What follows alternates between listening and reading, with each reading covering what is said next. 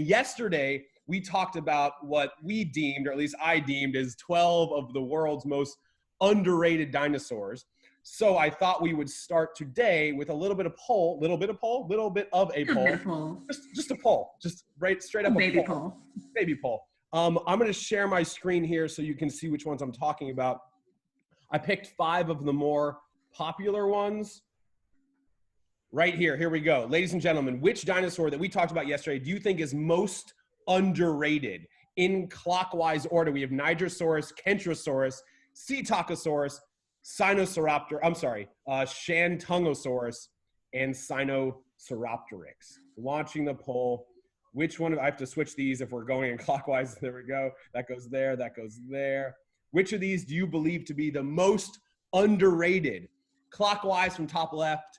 Nigersaurus, Kentrosaurus, Psittacosaurus, Sinosauropteryx, or Shantungosaurus, which is even bigger than a T-Rex.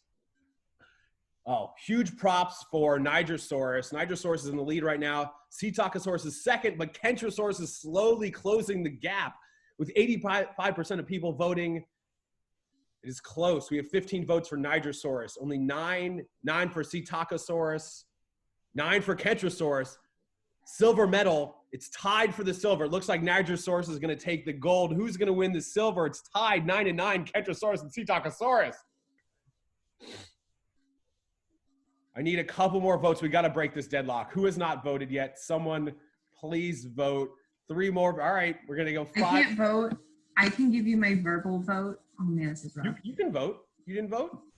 I can't vote if you're a host. Yeah. So I can tell you my vote out loud. That's like electioneering. Okay, what's your vote out loud? I think.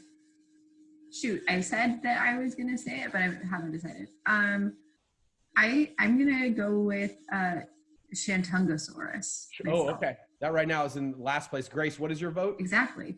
Well, I was gonna say Psittacosaurus, but I don't want to make them tied again. So it's okay. We can have tie for silver medal. Oh, yeah, Psittacosaurus. All right. So I'm closing the poll here. It looks like with 37% of the vote, Nigersaurus has been deemed the most underrated.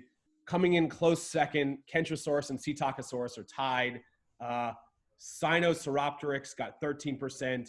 Shantungosaurus only got 9%. Now that I'm reading this, you guys actually voted in the same clockwise order with respect to like which got the most votes to the least.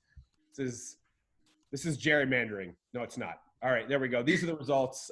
Yeah, it went in the same clockwise order as you see on your screen, which is pretty interesting. Those are the most underrated dinosaurs. If you missed that episode yesterday, all of these get posted to the YouTube channel, which is simply youtube.com/The Dinosaur Show. But today I'm pretty excited because I'm using a lot of my esteemed friends, colleagues, and co-hosts for us to talk about what we have found on the internet. So today's episode title is simply called Yo, I Found This on the Internet. And so I had a few of you guys send to me random things that are dinosaur related that you have found on the internet for us to talk about.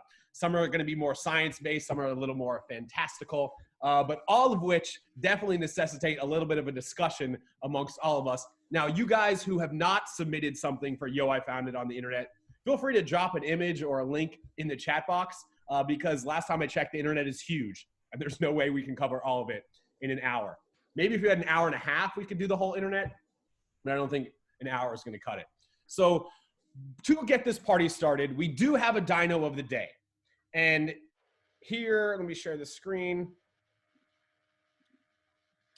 Does anyone know this book? Does anyone know this book, The New Dinosaurs? This is a really, really cool book. It's about speculative dinosaur evolution. We've talked about how, like, if Troodon survived, how it may grow to being that weird alien human bipedal chimera mashup. This is a really cool book, and it got me thinking we're going to see a lot of strange dinosaur interpretations from the internet. There are a bunch of strange ones in this book, like, oh, I don't know, this nectar-eating Melexorbius, or maybe whatever this thing is. I don't know, like kind of an anteater situation, or hey, why don't we just take a bull and a triceratops and mash it together with a bison, and here we go. So your goal for today, for our dino of the day is to imagine any type of dinosaur you want. You can make it as fantastical as you want. You can make it as realistic as you think it might be. Totally up to you. Give it a trunk, give it feathers, give it fur, whatever you want. But I want you to base it at least a little bit in some like dinosaur reality. So like the basic body plan should be recognizable as like a ceratopsian or a theropod or a sauropod. Whatever you want to do, I'm excited to see how you guys design your very own dinosaur. So I'm very excited to see what this paleo art gallery looks like. But before we get to that, we do have to do what we do every single day. Christina, it's time for dino or not a dino. I forget who I told was going to be able to help us choose. Who played yesterday again? Where is she? So Dinosaur Rex played yesterday. Right. So Grace, have you and Dinosaur Rex chosen someone to play today? We haven't. I know she's here. She is here. I'm gonna unmute you. Me or her? No, I'm gonna unmute her. Okay. All right. I'm trying to. It's not letting me. Oh wait, there we go. Dinosaur Rex, do you know of anyone that you'd like to play? You crushed it yesterday, by the way. Shouts to you. I have chosen Aegis. Ooh, Aegis! Awesome. Good choice. Great. Did he hear that? Aegis. Are you willing to play Dino? Yeah, you. Are you willing to play Dino or not a Dino? You ready? You're willing to play? Okay. Okay. I mute. Say it again? No, sorry.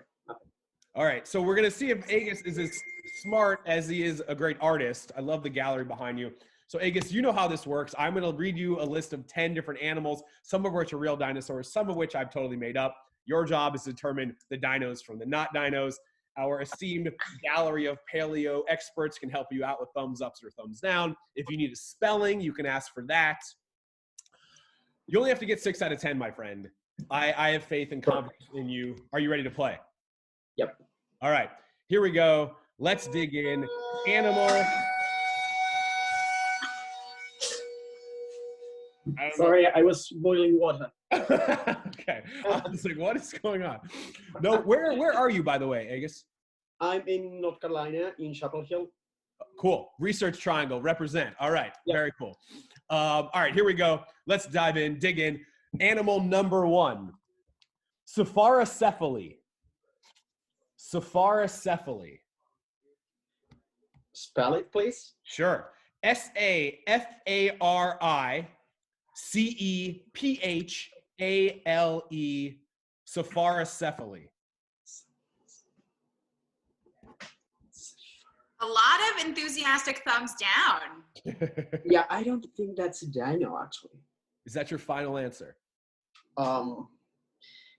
Yes. Yes, you It's are not correct. a dino.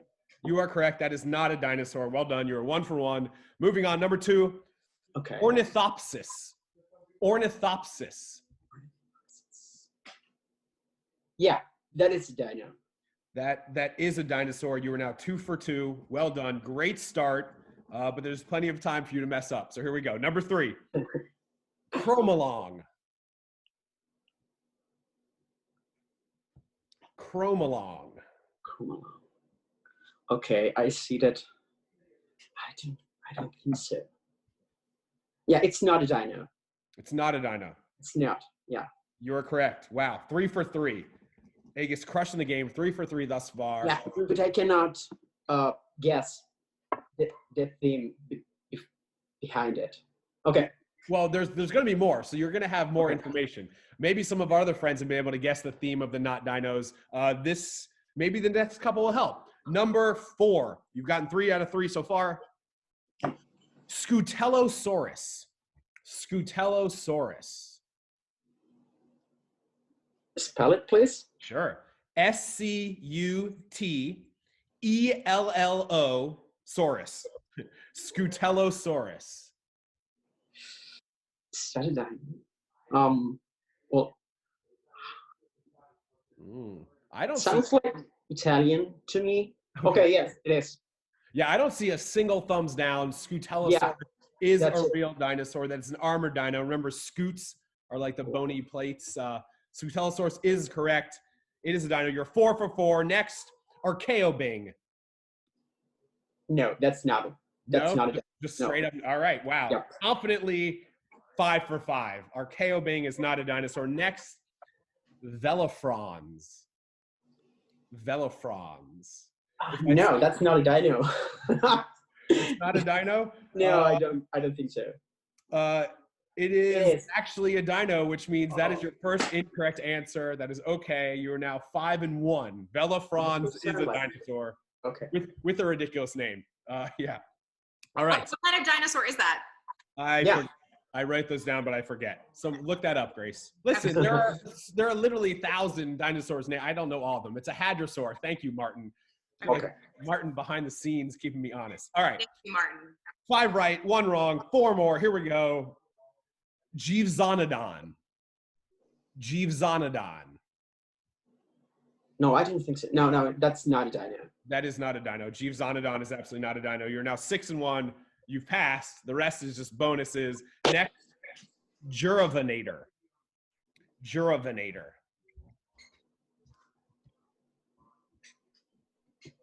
Let's see in the chat room. Juravenator. I like how serious they're taking this. Juravenator. Megan has a thumbs up, but her face says, I don't know what I'm talking about. Yeah, it's like, it's pretty. Yeah, it is a dino. I think it is. Yeah, it is. It is. You have now gotten 7 correct, 1 wrong, 2 more. Oh, someone figured out the theme. Okay. Someone figured out the theme. Okay. I'm glad Christina did. Camelodia. Camelodia. That's no, that's not a dino. Guess what, my dude? It is a dino. It is? That is a dino. Camelodia Okay. is a dino. All right. You have now gotten 7 right, 2 wrong to get an 80, to get a B. Actually, before I tell you the last one, have you figured out? Have you been able to figure out No. the theme? No. Christina, have you figured out the theme? You have? Yeah, I have. Do you want to give us a hint what you think it might be? The first one was Safar what? Cephalocephaly, Chromolong, Archaeobing, Jeevzonodon. Yes, I have certainly figured out the theme. What do you think it is? I have some people in the chat who agree with me. It's web browsers and search engines. Internet search engine, web browser situations. That might help for the last one. Our last dinosaur. This is a long name. I can repronounce it or spell it if you need it. Last but not least, you get 8 out of 10 and a B. Bezos. What? Bezos. No, that's not a dino. No, that is the head of Amazon, Mr. Bezos. You have gotten 8 out of 10. Air high five, Agus. You crushed it. Well done. And great, Lenosaurus, great choice. Picking someone who you knew was going to do really well, but 1 point less well than you. I like that. That's sneaky. Anyway, all right, thanks, Agus. You're going to help us choose who we have play tomorrow. But for now, let's get into our topic of the day, which again is, I found this on the internet. And so I wanted to start actually with this image right here. I believe Megan sent me this. Let you guys take in this, I guess, we'll call this a meme for a hot second. Because as we talk about these things from the internet, a lot of them are completely fantastical, like speculative, not really accurate. But all of them are based, much like the drawings I'm having you guys do today, in some set of reality, right? And so in this meme right here, it's talking about how dinosaurs are, oil is made from dinosaurs. Now, to be fair, oil is made from organic material that is mostly actually like microorganisms, like algae and stuff like that. So to say paper, for instance, to say dinosaurs are made from oil. Let me say that again. To say that oil is made from dinosaurs is similar to saying that your notebook was made from beetles because there was one on the tree they cut down to make the paper, right? So there are trace amounts, just like it says in this meme. There are trace amounts, but it's not like all oil is made straight out of just dinosaurs. But it's true. There's a trace of the real self in the false self, whether it comes to dinosaur toys, whether it comes to the things we're going to talk about today, whether it comes to our online personas, our online brands, if you will. There's always a trace of the true self in the false self. So I thought it'd be fun to start there. I've also talked in the past about how dinosaurs have been around or were around for a very long time, about 200 million years before all non-avian dinos went extinct. And if that is the case, which it is, it's much more likely that aliens, if they have visited Earth, showed up during the time of dinosaurs rather than during the time people are around. And it turns out there's already been some speculative journaling and writing and book creation with respect to that. So Christina, I'm going to pass it to you because I've never seen this. Can you tell us what the heck is going on here? Yeah, what I found on the internet was this graphic novel called Dinosaurs versus Aliens. And it is written by the guy who directed the Men in Black films, which, so you know it's legit. So I was clicking through this graphic novel, and it starts out with this very anthropomorphized or humanized dinosaur society, where they have created a sort of society with various costumes and hierarchical rankings. I think they're a metaphor for us. And then, spoiler alert, the potential mass extinction event looming in the horizon. Okay. Are aliens. Oh, so are the aliens like, I mean, I assume you've read this entire book front to back a couple times. So you can I have read the Google Books preview, okay, which is about 10 panels long. Okay. Well, what I'm taking from what you just said, if we are speculating, it seems as though maybe aliens specifically sent the asteroid to take out the dinosaurs because they had the long game plan of killing the dinosaurs so that humans could evolve and then they could come here and harvest our intelligence, right? Probably. Cool. All right, so I'd never seen that book. I'm glad that there's someone out there thinking about dinosaurs versus aliens. Speaking of other books that give us some speculative ideas actually about dinosaur extinction, just like you mentioned, Christina. Grace, I'm going to go to you because you shared a book that I have not, or at least an excerpt from a book I had never heard of or seen. Grace, what's the deal with this? So this is an NPR article that I found, which was reviewing a book called My Beloved Brontosaurus by Brian Sweetek, and he writes about all these weird ideas for what scientists came up for before the general theory we all accept now that an asteroid killed the dinosaurs. So my favorite one that this article goes deep into is this entomologist whose name was Stanley Flanders, and he believed that caterpillars were the cause of the dinosaur mass extinction, and he theorized that basically caterpillars, which then turned into butterflies and moths, they came upon the earth at the same time the dinosaurs, and they ate up all of the plants that the dinosaurs needed to survive. And so because of that, it caused the dinosaurs to die, which is pretty wild and nobody really accepted, but he wrote a paper and it's in this book, and it just sort of blew my mind that someone actually thought this. So it's almost like biblical plague insect style. Yeah, a little bit. Well, because he talks about how caterpillars laid millions of eggs, and there's a real reason why he thought this. In Australia at a certain time, there were these caterpillars that came into existence, and at the time they had no enemy. So they sort of just went rampant. So eventually, like, dinosaurs might learn to eat them, or some other thing might learn to eat them, but for the first few years, nothing was killing them, so they just went wild. I love that idea. I mean, it stands to reason, like if you had a proliferation of insects, specifically caterpillars eating a bunch of specific types of plant matter that normally sauropods or other dinos are feeding on, right, that could take all their plant. And I just like the idea of, instead of a giant thing from millions of miles away, right, killing the dinosaurs, little tiny things from under their feet. Right, exactly.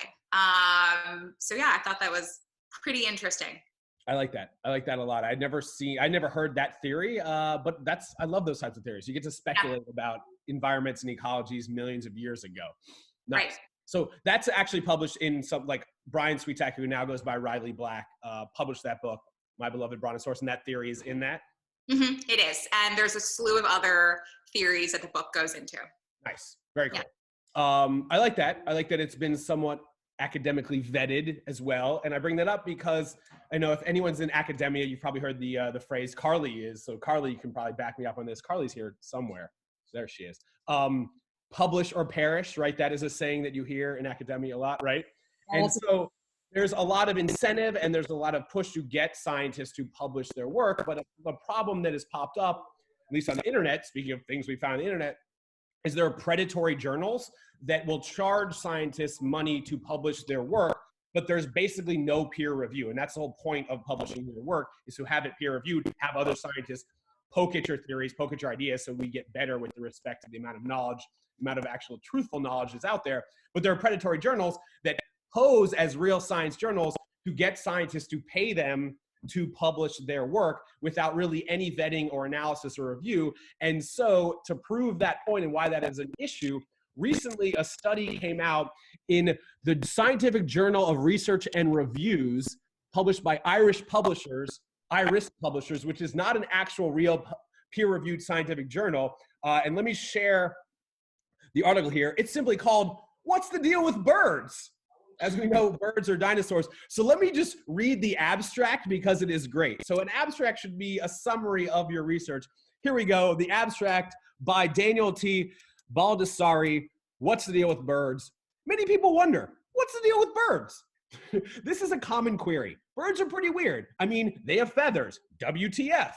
Most other animals don't have feathers. To investigate this issue, I looked at some birds. I looked at a woodpecker, a parrot, and a penguin. They're all pretty weird. In conclusion, we may never know the deal with birds, but further study is warranted. So this, wow. Yeah. Wow. Yeah. It's great. I mean, it's literally like an internet crap post, you know, when people just mess with each other. This is basically an entire journal article he wrote and got published that is clearly not, I mean, you can't just have 3 random birds you looked at and be like, yo, here's what I think about feathers. So I love that. I love sharing that because it's not just like people like us or kids in their basement making up weird dinosaur memes. Like, we're publishing actual scientific, I'm throwing up air quotes, actual scientific articles now that are speculative, but this dude did this specifically to shed light on the problem of predatory journals, because if people don't recognize this isn't real science and real research that's been peer reviewed, then we're going to get a lot of misinformation out there that maybe leads to some of the stuff that we're seeing and talking about today. So I had to share that with you because that probably is my favorite non-journal journal article ever. Carly, have you ever seen that, heard about that? No, but I need to go find it so I can show my students, because we talk about this too. That's fantastic. Okay. Yeah, look that up. It's called "What's the Deal with Birds?" which is just in of itself a great title. What's the deal? Who even knows? All right. And speaking of highbrow academic things we have found on the internet, I have found a very highbrow academic person on the internet. Her name is M. So M, I'm going to spotlight you for a second here. I'm also going to unmute you so you can tell us what the deal is. First of all, Em, I asked you this last night. What is a meme? Okay, so I did some research. A meme is, it comes from a Greek word that means basically something that's copied and shared a lot. And it was actually coined by Richard Dawkins in the 70s. So it's a real scientific term. But memes have really become something on the internet that's like a funny joke that's shared around and like easily replicated by anyone. Cool. So, and I like that you said replicated, because you shared with me like how specific memes, like the format can then be taken and iterated upon. So we have 3 here, 3 of your favorites are the same format. I'm gonna let you kind of explain what these are, what's going on, and why you found them so attractive as a meme. Go ahead. Yeah. So I love these memes so much. They're very important to me. I'm a graphic designer, and one of the best ways that you can teach people things and have them remember it is with like humor and visuals. So these are actual memes that teach you about evolution. So evolution, can you give me scales for protection? To have protection, yes, actually colonizes land and diversifies into numerous reptilian classes, leading to the evolution of birds and mammals like a boss. Dinosaur time. So what, if you had to tell us in a sentence, what is this meme trying to teach us or convey? Basically, this meme explains like an evolutionary path from this little guy in the top corner through evolution into the dinosaur that's at the bottom. And that is one iteration. Another dino iteration. Take it away. Evolution, can you give me wings for balance? To have balance? Yes. Actually develops flight like a boss. Bird time. I love, so once you've seen 2 of these, you're technically an evolutionary biologist at this point. Of course. Now Yeah. this last one is not dinosaur related, No. but it's near and dear to my heart and I love it. Go ahead. Yeah, this is my favorite one. Evolution, can you give me lungs for land? To live on land? Yes. Actually goes back to the water like a boss. Whale time. So this is the evolutionary history of whales and how they developed lungs from this friend at the top into a small mammal and then back into an aquatic mammal. Yeah, whale, the evolution or the trajectory of whale evolution never ceases to blow my mind. Awesome, thank you. These are great. I've seen a lot of these. I've seen these used like literally in biology lectures at universities. So Carly, I should ask you, Carly, have you been using as a university professor, have you used memes? Are you yet to use memes in any of your lectures? I haven't yet, but this is giving me some pretty fun ideas. It's on the agenda now. Good, good. You can totally steal any of these images, but you have to like let us know how and when you use them because I'm excited. I'm excited. Also, it's a great way to test students, right? If you can have them try to condense what they've learned in maybe like one class session into a meme, it's a good way to review. Maybe we should try that. I have for my 6th graders, and You've done that? Not these exact memes, but memes in general. And anytime I do, they're like, how does she know those? How does she know about memes? What? How do you know that? Yeah, so we're working on it. That just reminded me, I still remember a friend telling me about like before, when you're in elementary school, your teacher exists like in the school and in your classroom. And I remember them telling me how they ran into their teacher in like 3rd grade at the grocery store. And it completely changed their perception of reality because they thought their teacher like only existed within the confines of the school building. So yeah, teachers, they're just like us. Anyway, Just like us. all right, moving on. We have another relatively famous meme. I believe this one is known as Velociraptor. Jada, is that correct? Is that the name of this particular meme? Unmute. There you go. Yeah. So why did you choose this before I show the picture? Because I think it's a hilarious meme, just in general. And the one specifically that I saw, I was like, oh my goodness, this is so true. How has no one brought this to my attention before? So quick timeout. Sorry, Jada. We have to do a quick timeout. We have a very special guest cameo. You guys, this is my dad. Hi. Hey, everybody. Yeah. So you've seen my mom on here. You've seen Max all the time. This is the original OG Papa Growick. Yes, that's what I am called. Yeah. That's Bruce, what up? Yeah. Shout out to his giant, beautiful head of silver hair, which I'm hoping to also keep into my old age. All right, get out of here. I have to finish You're this. welcome. Okay. Thank you. Sorry. All right, so now we've met most of the Growick clan. Jada, let's start with this one. Here we go. So this is, I just want to start with this so people see like how the meme works. Go ahead. okay, yeah. So it's supposed to be like, oh, if this is a thing, does this other thing make sense? Like kind of just like tearing apart something that's totally normal in our everyday lives, just kind of like trying to poke holes in things.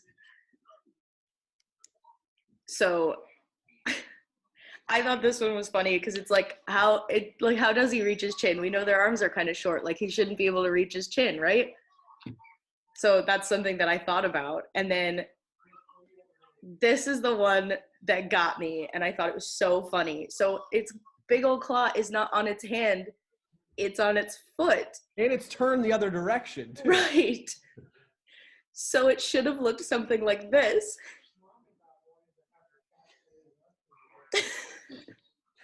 Paint me like one of your French raptors. And I just think it's so funny because now we have an anatomically correct meme, which is not what you typically see. I love the idea of like analyzing memes based on the anatomical correctness of the animal they're in. That is just like the highest level of nerddom. Yeah, it's very frustrating being a scientist because you poke holes in memes all the time and you like ruin things for your friends. Jada, memes don't just exist on the internet though. You can recreate them in real life, including this pretty famous one that is next that you had to show us, which I'm excited for you to bring up. I had to look at how adorable these are. He's doing it with rhinos and with walruses. Like, how could you not love this? I love this for 1,000 different reasons. One, because it's an adorable recreation, but also because I love that it shows how cautious, what's his name, Owen, is with the velociraptors. We should probably be this cautious with wild animals in general, and maybe not like run up on them in the wild like a lot of people do. Like, maybe keep your distance and like respect from afar, you know what I mean? That's how I feel. Obviously these are zookeepers, so it's like a tad bit different, but if you're just like your normal person, keep your distance and respect animals from afar. Maybe don't run up on them because they might run up on you. I love how you took this meme and you turned it into a teaching point for like safety among wild animals. I do this with literally everything because I see so many people doing so many dumb things with wild animals. And I'm like, that's so unsafe for you and the animal. I'm going to tell you why this is a bad idea. So there you go. Cool. I remember when this was going, there was like a week period when like everyone was posting this, and I saw, so does anyone else, if you remember other animals people did this with, drop them in the chat, because there were literally dozens, and a lot of them were zookeepers, just because, like you said, Jada, like they're at a zoo, they know how to handle and work with the animals. Plus, they're just, I can't go find three walruses to do that with. Yeah, what other? I would have done this with the sharks at the aquarium that I worked at if I had thought about it and just like gone up to the glass like this. That would have been funny. That would have been good. Would have been good. All right, thank you, Jada. We are moving on now to Megan with the great background per usual. Megan, I'm gonna spotlight you for a second. Do you want to intro the freaky science situation you're about to talk about? Well, I guess I just want to say that it's very appropriate because it, like, not only did I find it on the internet gave it to me. It was just the top thing the other day in my YouTube recommendations. So, yeah, this video, should we create a dino chicken, the ethics of making a living biological attraction? And let me just start with saying that the guy who made the video actually is a geneticist. He's like works in a GMO lab. So I definitely recommend the video before exploring too much of the rest of this science. But this guy, who you can see in the screenshot there, is named Jack Horner, and he is a real paleontologist. He actually was a consultant on both the Jurassic Park, I think all the Jurassic Park movies, and Jurassic World. But he has also been referred to as the Tiger King of paleontology by other members of the science community. So take that as you will. But he was like a pretty notable actual paleontologist for a long time. But in like the early 2000s, he wrote a book called How to Build a Dinosaur. So he's been kind of on that track for a while. And he's currently actually working on funding, or he has received funding for all of the equipment, and has started a lab with this biologist, and they are actually actively working on creating a dino chicken by turning on old traits like getting the teeth back. So like I said, though, I definitely recommend watching the video because it does explore the ethics of it, and the fact that even if they could get something looking pretty similar to the, like that lovely little furry raptor-y guy there on the right, it would live a terrible life. It would not be able to function. And so yeah, just know that. But I can drop links to the video and the GoFundMe page. I'm not telling you to fund it. I'm just telling you that he gives an outline of his his reasoning and some of the science, which has been picked apart by geneticists anyway, but it's cool still. Oh, it's fun to think about. I'm not a geneticist, so I'm not exactly sure how this works, but it's not like they're taking dino DNA and recreating a dinosaur. They're taking a chicken and modifying certain genetic markers that maybe are like turned on or turned off to help to have them grow different features than you would normally see had you not intervened. So like, talk about playing God. That's basically what they're doing here, which is a really weird and cool, strange, have we learned nothing from Jurassic Park conundrum to open. And it's not, most of the things can be found in other birds, if not chickens themselves. But for the tail, they really have only figured out by like fusing in mouse DNA or so it really truly would not be a dinosaur, because they would have to use what they call transgenic genes to get the tail. So interesting. Okay. Because like a bird is a dinosaur, but yeah, if you put mouse DNA in there, that's a mammal. Yeah. So it would be something. Yeah, and maybe this is just the first step to eventually bringing out those thick boy Parasaurolophuses that are behind you right now. That is. I did also find, very thick. like, basically they say that, I mean, putting the feathers on makes it better, but for the most part, how dinosaurs are imagined in movies and stuff is just like, you know, basically skin stretched over some muscles. And I found this really horrifying picture of a baboon if it looked the way we kind of imagine dinosaurs, of it just being like skin and bones. Mm-hmm. I can drop that too. That is a great preview for what Michael is going to talk about, not next, but in a moment. Because first, right here, we just talked about, Megan is talking about how we could use genetic modification to tweak this animal. Well, what if we just use artificial modification to try to learn more about dinosaurs? And that brings us to our resident biomechanicist, Dr. Carly Ann Lloyd. Lloyd? Who's Lloyd? Carly Ann York. I don't know where Lloyd came from. Cleveland Lloyd.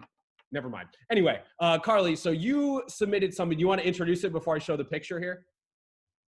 Sure. I'm actually not sure which one you chose though. Oh, well then I'll just show the picture and you can tell us what's going on here. Yeah. So this was some research where they took a baby ostrich and they slapped fake little wings on it. As you do. They made it a little harness and some wings, and then they put force transducers on that. Force transducers, not horse. And they're basically saying that at this size, the ostrich was similar to Caudipteryx. Am I saying that right? Yeah, Caudipteryx. Yeah. Caudipteryx. And when they did this, they were trying to show that, or I guess they did show, that if they had this feathering on their arms. Carly, by the way, Proveniraptor literally has a Caudipteryx background today. Perfect. Great. Yeah. So we're trying to mimic Caudipteryx with the ostrich, right? Yeah. So a 6-month-old one was supposed to be about the right size. They put those fake little wings on them, and when the ostrich ran, it turns out their arms would flap, like whether they weren't actually flapping, but the feathering themselves would make their arms flap. And the idea is that this like passive flapping then turned into active flapping, which would lead to the evolution of flight. Okay, so they're trying to study that group of animals that had feathers and wings but weren't flying yet. So like the beginnings of flying abilities in proto-birds and dinosaurs leading to birds today. Yeah. Cool. I recommend everyone go check this link. I mean, just Google this because this is a video. This is a screenshot from a video, and it's very cute and funny to see this little thing running with the wings flapping. It almost like turns toward all the adult ostriches that you can see in that picture, and I imagine it like asking for help. Why is this happening? Yeah, they're just watching like, what is happening with this? Kids, you know, the younger generations, you can never trust them. They do wild stuff. Nice. Thank you, Carly. So we have just went from Megan talking about genetic modification to Carly talking about artificial modification. Now we are going to talk to Michael about, I guess, not modification as much as like hypotheticals with respect to what these things actually look like and how they could have moved. So Michael, I'm going to let you take it away. I love this picture, and I've seen different iterations of this. Can you explain to us what's going on here and why you wanted us to talk about this? Oh, I got to unmute you. Thank you. There you go. All right, thank you. So not unlike Megan's background, it's a little bit of a speculative tweet. I actually saw this when it was tweeted about a few months ago. Christina, you'll notice the sufficiently thick neck meat on this speculative Brachiosaurus here. This is actually something that's fascinating to me because anytime I look at mammal skeletons, like ancient mammal skeletons, I know that we're not seeing the whole picture on the skeleton. Like if you look at today's animals, there's dog ears and cat ears and hair and all sorts of things that you could never even speculate would be on a skeleton just by looking at it. So this is sort of it's sort of funny, but it's actually semi-plausible because there's a living dinosaur, a penguin, that its skeleton does not tell you what it actually looks like in real life. So here's a brachiosaur, and for all we know, that's just, you know, the tip of the iceberg as far as how it looks. If you look at the sperm whale, like it's a very svelte-looking skeleton. It's not unlike that Basilosaurus, the ancient meat-eating whale. It does have like a sort of a depression in its skull that might allow for, you know, hey, something's got to go there, but it's nowhere near as big as it actually looks in real life. So this just gets you thinking about all the crazy ways that dinosaurs could look. We know that chickens and birds have all these things on their heads and their necks to, you know, attract mates and things like that, but we really don't know what these things could actually look like in real life. Now, sperm whales and penguins live in very cold environments, so they have to have all that extra layers of blubber and skin on them. Maybe that would explain why, and we can just say that all the other big reptiles look like big reptiles. But this really gets you thinking, but it's also kind of funny at the same time. No, it's hilarious looking, and until now, I never really thought about penguins having lots of neck meat. Like, you don't think of penguins, you think about neck meat, but here we go. But I love this because for me, I start thinking about paleo art and how it really is a combination of art, science, and kind of wild speculation, because we just don't know. For most dinosaurs, we have no evidence of integumentary features, which is like soft stuff. And so you have to make hypotheses based on current extant corollaries, like the penguin, and who even knows. So I love this one. I've seen other iterations that are kind of like this. And I imagine, Michael, our paleo art gallery today is probably going to exhibit some things that are kind of like that as well. Thanks, Michael. That's a great suggestion. I'm glad we got to talk about it, especially because it is a tremendous segue to the last thing we're going to mention before we go into our Q&A.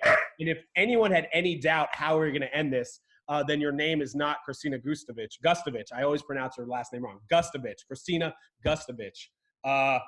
We're going from one piece of her favorite thing in the world, neck meat, to another. So here we go. I absolutely love it. Yeah. So this is a Brachiosaurus with a speculative trunk, which we actually don't think at this point was possible or probable based on like the holes in the skull and the skull morphology. It's very different than proboscideans or like animals we know today that had trunks. This is probably not the case, but it looks incredibly cool, but not nearly as cool as basically what I'm just going to call my very fast 3-image neck meat paleo art gallery. Christina, this is basically for you. These are neck meat images I have found on the internet. First of all, this is not safe for work if your name is Christina, because wow, just wow. Just wow. That animal is like 50% neck meat. Yeah. How does it be? I actually, before we go any further, Grace, are you still here? Are you paying attention? Yes, I'm here and I'm paying attention. Okay, I just wanted to make sure that you were here and paying attention because I have a very special question for you right now. Oh God. Yeah, go ahead. I just need you to pronounce this animal for everyone. Great. You got this, Grace. You got this. You totally got this. Brachiosaurus matulai. How is that question mark pronounced? Yeah, what was with the question mark? Well, they knew that you would be saying it out loud and you would end it with a matulai. So that indicates your voice needs to go up at the end of the dinosaur name. So try one more time. Brachiosaurus matulai. There you go. Perfect. Love it. But that is only neck meat specimen number 1. Neck meat specimen number 2. Christina, I know that sometimes you talk about how you like ornamentation on your neck meat. So here we go. Here's the next one. This is for you. How about this guy? Ooh. Yeah. What are those? That is nice looking. Are those the little babies behind it? It's got babies behind it. It's got a flock of birds just picking fleas and bugs out of that neck meat. They made a whole ring around the neck meat. Look at those birds. I love it. This is like a beautiful picture of biodiversity right here. It's a whole ecosystem. It's a whole ecosystem. It's gorgeous. You've heard of Ring Around the Rosie. This is Ring Around the Neck Meat. And last but not least, it's already literally on M's background. We couldn't not talk about this guy. Christina, just how does this make you feel?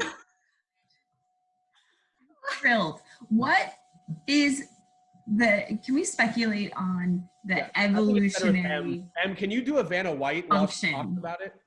Sorry, go ahead, Christina. Yeah, can we speculate on the evolutionary function of having this draping neck meat? We can. Go ahead. Wildly speculate. That's what today is for. Oh, I was asking you two, but I will. Well, yeah. I mean, all right. So we look at a feature on it. I'm going to open the screen back up so we can see this big. So we look at animals. We see weird features. So our first thing is, well, what animals do we know that are alive today that have something relatively similar, and what do they use that for? I don't know. This kind of reminds me of like the vulture, the skin. I forget what it's called, like the wattle situation on the bottom of vulture neck. This stuff. It also, it almost looks like it would flap, like in the breeze. I don't know. This like looks like some hair. thermoregulation stuff to me. Okay. Carosaurus is saying that this whole time she thought that it was a dino ghost in M's background. It does look kind of ghosty. And when this came up, I actually thought it was like hair. You know those greyhounds with like the long, gorgeous hair? Yeah. So I wasn't even seeing skin. I mean, now that I see it, it looks like skin, but I was like, oh, it's like. Actually, technically, Christina, this is not neck meat. This is just neck skin. Yeah. Is that, have you studied neck skin itself extensively, or do you stick with the meaty parts? I think I think of it kind of all as one, right? Because meat without skin on top. Yep. That's bad news for a dino. That's right. I like that you take a more holistic approach to your anatomical studies of that part of the neck. Excellent. All right, ladies and gentlemen, we've come to the end of our I found this on the internet time, except for I obviously want to hear what you guys have found on the internet, any questions, comments you have. So Christina, Grace, we're going to go into the questions and comments. I also want to remind you guys that today is like day 45 or something. We've been doing this 45 days in a row. If you want to support this endeavor, Dustin-Growick on Venmo or dgrowick@gmail.com if you use PayPal. That is very much appreciated, very much appreciated. All right, let's hear some questions as we transition to our paleo art gallery. Couple questions first. Yeah, so so many people are asking about the image that Carly sent me. So Carly, I'm gonna unmute you, and if you could talk about the skull x-rays that you sent. With the CT scan Chickenosaurus one? Yeah. Yeah, so they've actually published some stuff in science papers on what kind of morphological changes they've been able to make. So these are CT scans looking at the embryos of your chicken, an alligator, and then what they've been able to create. So of course the goal is to move like away from a beak and towards more of like an alligator snout, and to get some teeth in there. So what they have in the middle there is how far they've gone in moving that beak towards the snout. They haven't published any pictures that I know of anyways of this animal that they've been able to create. This is the most in terms of an image. And I imagine that that's because it probably looks pretty awful and would not be something the general public would be like, this is cool. And like the science of it's cool that you can do that, but should we? Just like Jurassic Park. Always goes back to Jurassic Park. Yeah. Just because we can, does that mean we should? Yeah, and even, not so worried about Chickenosaurus breaking free and eating, cities of people, but like, what's that poor little animal going through? Like that little guy, he has feelings and nerves and thoughts too, and we made him something weird. And that's why we're doing it completely hypothetically today through a paleo art gallery. So as we take some more questions and comments, could you guys hold up your images? I am very excited to see what your hypothetical, soon to be found by someone else on the internet, dinosaurs look like. So hold those up, Grace. Yeah, Grace, that's a segue. With your questions, comments as we go. I just have one from Sig who is asking, because he heard Michael mention the dino's ears. Do we have any evidence about what dino ears might have been like? I've never heard anyone talk about dino ears. I've heard talk about like which ones had better hearing than others, but as far as the actual ear, I have no idea. Although if we look at reptiles and birds alive today, they don't have like ear parts like we have that are coming out. So probably not. Hard to say, right? Because those would be soft parts that would be hard to preserve. But are there any things that we could infer are ear bones? No. Catherine, that is great. Looks a little bit like a dragon. I love it. Richard. Ooh, Snap. Richard. Double the neck meat, double the fun. Swinging in neck meat, I assume is the tune of what you put there. Yeah. Brachiosaurus. Whoa, are those thagomizers on the tail? Wow. I love that. All right. Agus even had time to make Tricera long neck meat a Tailosaurus. Yep. Okay. That's good. I like that. Look at that. Ooh, Ines is taking a page out of the Amargasaurus book and put some spiky guys. Ooh, with tats. It's got a lot of tattoos. Beautiful. Max would love that one. The cool life. I want that dino tattooed on me. It would be like dino tattooception. Martin's looks scary. Beautiful. Oh, fierce. Speaking of all of these incredible like accoutrements on these dinosaurs, I wanted to share Kelly, who couldn't be here. She had sent me a dino haircut, like cat grooming thing that she found on the internet. So I'm going to drop that in the chat for you guys to explore. Cool. We got a Chonkosaurus here with badonkadonk and a thick neck meat section. Love this so much, Margot. Let's see, Perfinodon. Ooh, Froginator. Into Froginator and Shunonocthus. I'm here for Froginator for sure. Love that. My favorite part of these is that a lot of them have features we've talked about from real dinos. Exactly. Functions like that fin there. That's a thermoregulating Froginator. Yep. Oh, look at this Archaeopteryx Triceratopteryx or something. I like that one.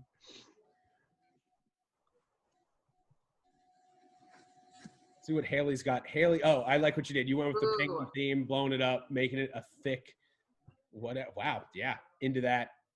I'm gonna keep it moving. We don't have much time left. Spotlight this. Lenosaurus, mermaid cornrex. Giant human. I love it. I like that. It's a unicorn mermaid, right? Yes. Love it. T-Rex plus an elephant equals this. Also, Calvin is a great name for that. Tyrophant is a great name too. I love that. This one has. Look at this. His name's Calvin. Oh. Mechanical gears. Ooh. In Carsoratops. Ooh, Carsoratops. This is kind of like what were those toys that were cars that turned into like Dinobots? No, like they're cars and then they turned into like Transformers, yeah. This is like a dinosaur transformer. Yeah, love it. This is a dog named Calvin. The elephant hybrid. We got a really spiky armored boys here. Those look great. I love those. Chloe, let's see what Chloe's got here. Oh, it's a butterfly. Love it. I like the purple. Grace, I know you're a big fan of the purple. I love this. It's beautiful. All right, Natty, reigning all-star. Gummy worms eat cupcakes, not dinosaur. Oh, I see. The Unirex eats gummy worms, not dinos. Into it. Oh, another unicorn-inspired dinosaur or drawing today. That's great. James coming all the way from Australia, an early marine ankylosaur. I love that idea. An ankylosaur that could swim. Wow. Okay. Like webbed feet. Also, just quick shout out to Moni for having a background of an animal that is an actual real dinosaur. I can't bring her to the front though. Oh well.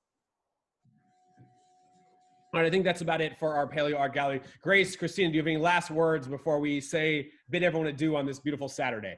You know, I know I was a little hesitant on this topic today, but I thought everything everyone brought was very interesting, and I hope that this just reminds everyone watching, kids, adults, that what you see on the internet is probably not always true, and to do extra research, and that real books and libraries, and those are your friends, so get off the internet more often. Go to the museum when it opens back up. Go to the museum when it reopens. Christina, what is the species of this dinosaur, and do you have any last words? The species of this dinosaur is Labromatosaurus. Ooh, Labromatosaurus. And yeah, like Grace said, the truth is out there. But also find weird stuff and make weird stuff. If you know enough science, showing creativity with it is one of the coolest things I think you can do. Absolutely. Exactly.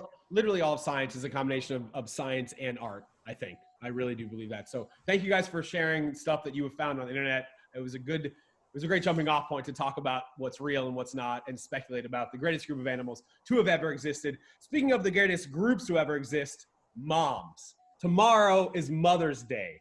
And so we are going to do the best dinosaur mom. So bring your mom. We're going to have a Mother's Day specific Dino 101 tomorrow, which is going to be great. But for now, it doesn't matter if you are studying speculative evolution or combing through all your Ask Jeeves results to try to find the weirdest piece of dino paleo art.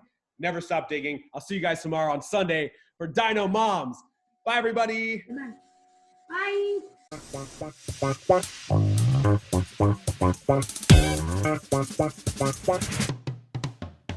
3, 2,